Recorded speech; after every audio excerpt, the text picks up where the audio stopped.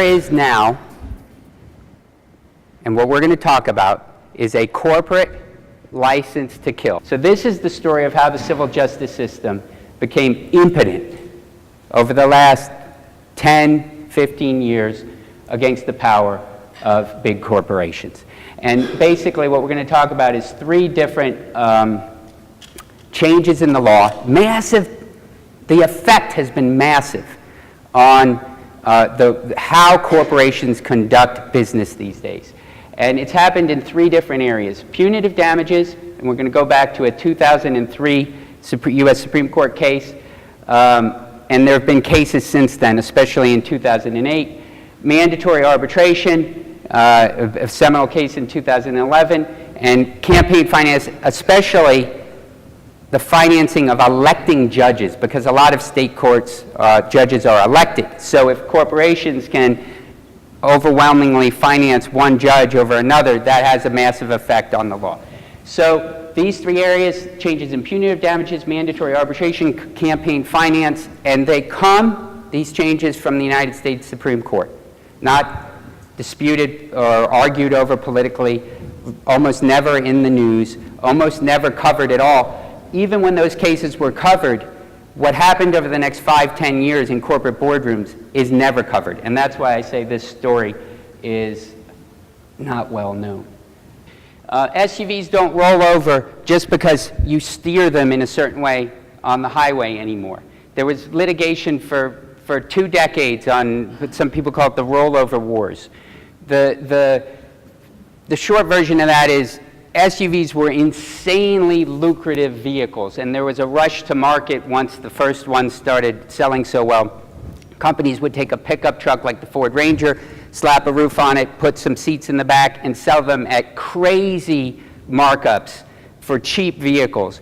And they were making so much money, it didn't matter that they were paying a lot in lawsuits. It doesn't happen anymore, okay? So how did the law change how vehicles were designed? Car designs have changed because of lawsuits. I want to tell you about a case, a document, the short version of how we got this document. And listen, every one of these documents was produced in a crazy way. Why don't they destroy the documents? The only internal document of General Motors we have is the Ivy Report, which was produced by mistake initially. That came out in our trial. So the documents we have are only the documents the lawyers made. Right? What you saw, the truth, was from what the lawyers made. The actual documents were all destroyed. In a Nissan rollover case that Bob and I did, a former Nissan employee told us that there is a document inside Nissan that analyzed how lawsuits changed the design of vehicles. We wanted that, obviously. We requested. They said it didn't exist. That is almost always the end of the story. You go into court, you say, Judge, the judge says, what do you want me to do? What can he do? They said it doesn't exist. Well, in this case, that happened. It was Judge Jeffrey Streitfeld who he was relatively tough. A lot of lawyers were afraid of him. They sent a young lawyer there, which was a mistake. They thought it was just going to be, he was going to say it doesn't exist. The judge pressed him. He was afraid of the judge, and he said, that document isn't authentic. That kind of admits, it does admit there is a document that exists. And as soon as Judge Streitfeld heard it, he started cross-examining that lawyer, who got more and more flustered until he took out a folder and started looking at something. And the judge said, is that the document? He said, yes. The judge took it from him. We were in chambers at a table. He took it from him and gave it to me and said, I'm ordering it produced. Now, you don't understand how crazy that is. The normal course of it would have been they deny it, and that's the end. Even if we find out that it exists and the judge orders it produced, then there's an appellate court that many times steps in and says, no, it's a trade secret or some privilege or something else. And then, even if it's ordered produced, they offer $50 million, and that document never sees the light of day. But he just handed it to me. And that young lawyer, he didn't go back to his office and tell anyone. The reason we know that is because when we got to trial and we put it in evidence, the Nissan trial lawyers were shocked that we had. But anyway, that's too long a story just to tell you that Nissan did an analysis of all the other car companies and found out that just like them, there's 3 reasons why car designs are changed in regard to safety. a large number of lawsuits about a given part, okay, cost of defense now increases the cost. So it's now, look, it's all about the math. What's cost more, fixing a defect or paying the victims? The cost of defense, if there's so many lawsuits, and that's what happened in the rollover, can be high enough that they have to change the design. 2, it's found defective by a jury and the verdict was publicized. Without that, there's no financial bottom line effect because the publicity can affect sales. Or 3, there's a high settlement cost or big verdicts. Okay, so that's why they change designs.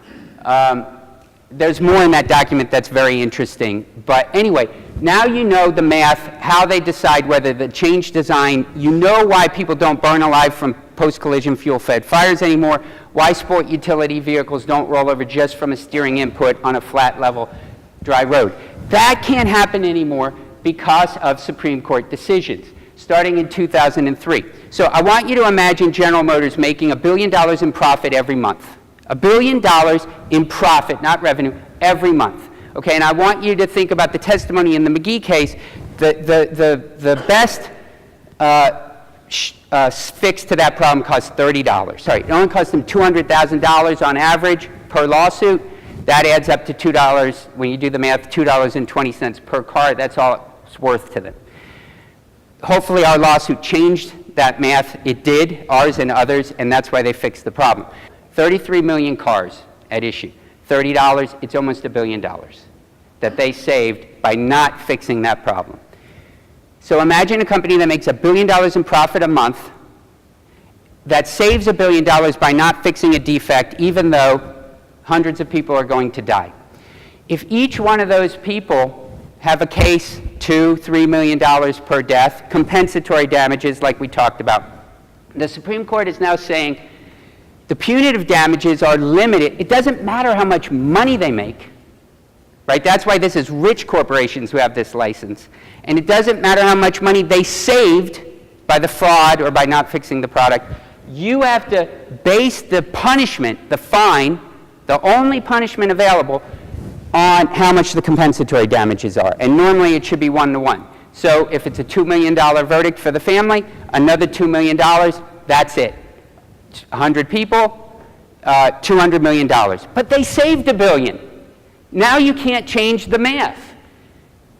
That's the change in the law on punitive damages, and that's why lawsuits aren't going to change and make cars safer anymore.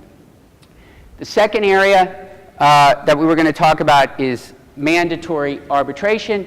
Starting in 2011, there have been massive changes in how the law in arbitration. But this is how it used to work with financial fraud. So 5 years ago, the lawsuit concluded against banks, because what banks would do, imagine someone who lives paycheck to paycheck. And the biggest bill they have, say, is rent, $1,000.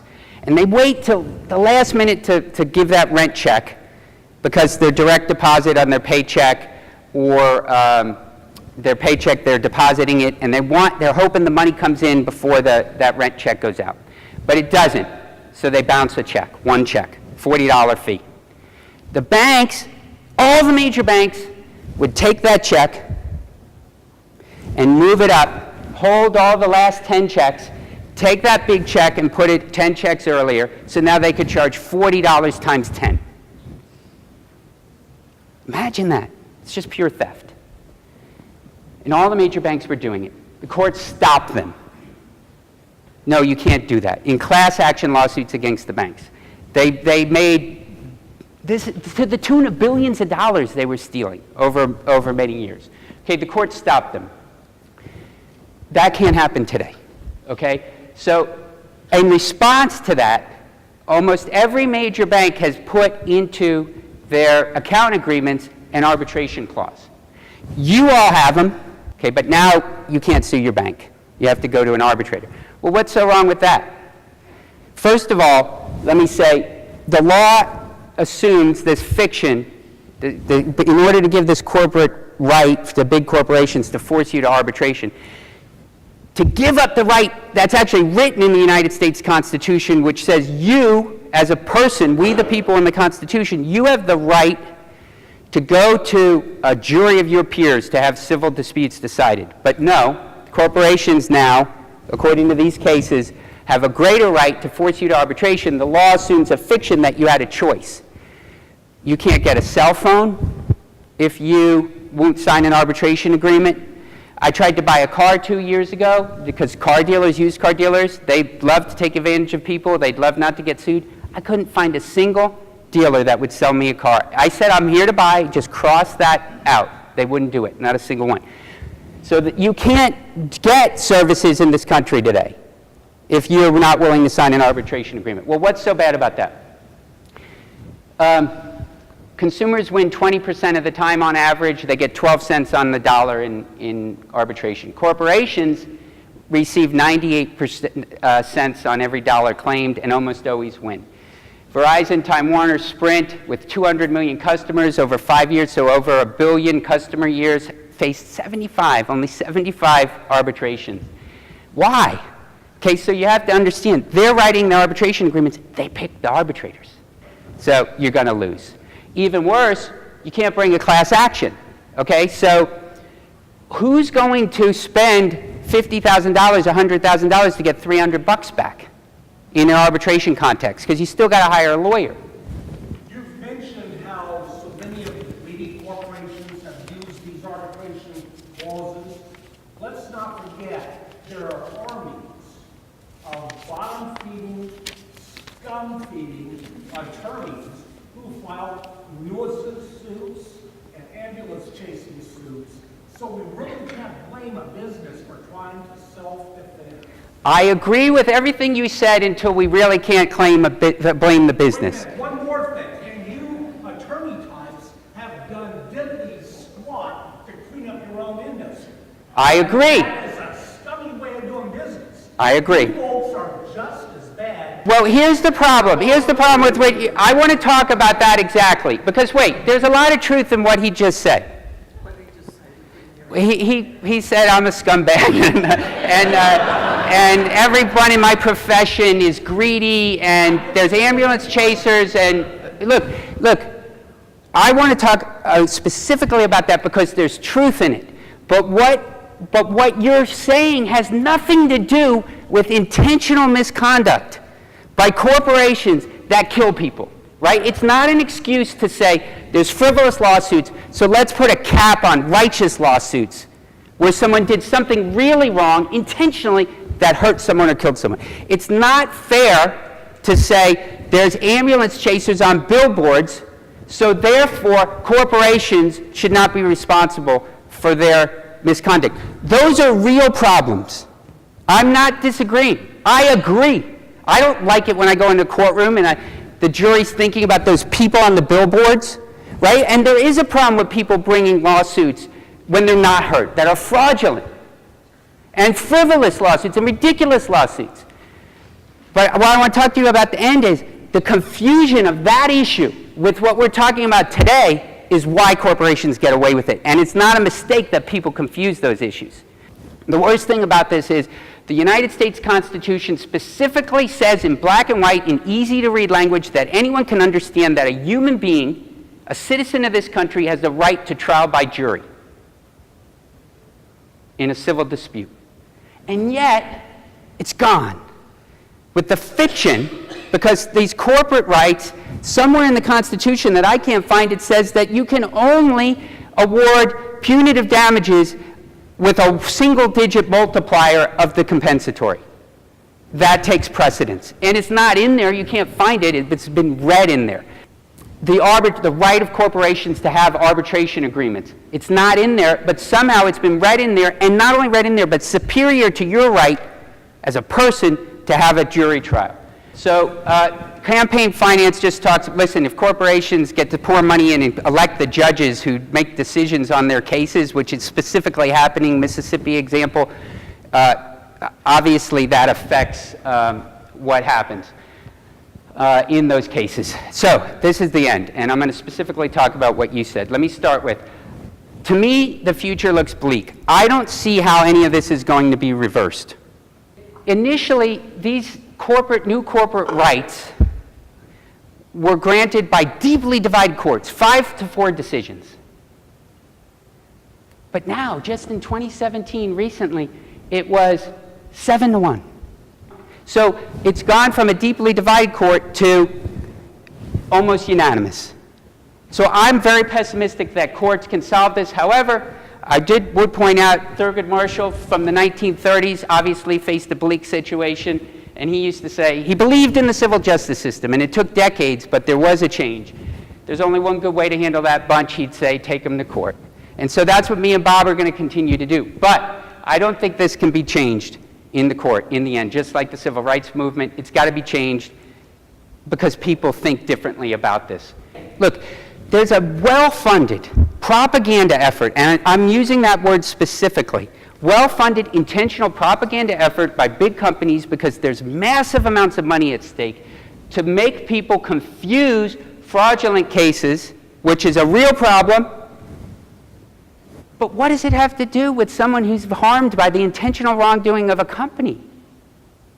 To confuse ridiculous lawsuits, to use them to discredit punitive damages, which are only for intentional or egregious wrongdoing, not fraudulent or ridiculous lawsuits. And the ambulance chaser advertising, which I hate, which is horrible, when they shove the billboards with the people like, I got money with a smile. I'll tell you, not one of my clients was ever happy at the end of the lawsuit, no matter how much money they got.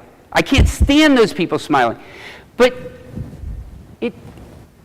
the civil justice system is the only thing standing between us and the corporations doing whatever they want. So, let me end with a quick story. There is a lawyer, she was a law clerk in our law firm, and now she's a lawyer, not at our law firm. But she knows more than most people about what we're talking about. And she was driving on the highway on 595 West, an alligator, believe it or not, ran out. She hit the alligator, and the car flipped. And she was telling me that story, and it flipped like 6 times. It's a very serious crash, highway speeds. And at the end of that story, she said, that car saved my life. I was thinking, because I served in those rollover wars, I saw why the design, and just real quick about that, part of the rollover litigation was whether the roofs used to crush. And that, again, the engineering, there was no reason for that. They just had to make them a little stronger. When the roofs crush, someone gets paralyzed or dies. That roof didn't crush in her car, and I saw how the designs changed, I saw the time it took, I saw why it changed. And so what I wanted to say to her was, yeah, the car saved your life, but lawyers, judges, juries, and righteous lawsuits saved your life. The civil justice system saved her life, or at least stopped her from being paralyzed. And until people understand that, not just lawyers, but people everywhere understand that, this is never going to change. It's not going to be changed in the courtroom. You could start with, in your own mind, not confusing the real problems we have with the civil justice system with other things that let big companies get away with intentionally hurting people. Those are 2 different issues. And when you hear people confusing them, because you'll hear it all the time, there's a discussion about frivolous lawsuits that turns into a discussion about caps somehow on righteous lawsuits. Keep that in mind. Understand the distinction and talk about it with people.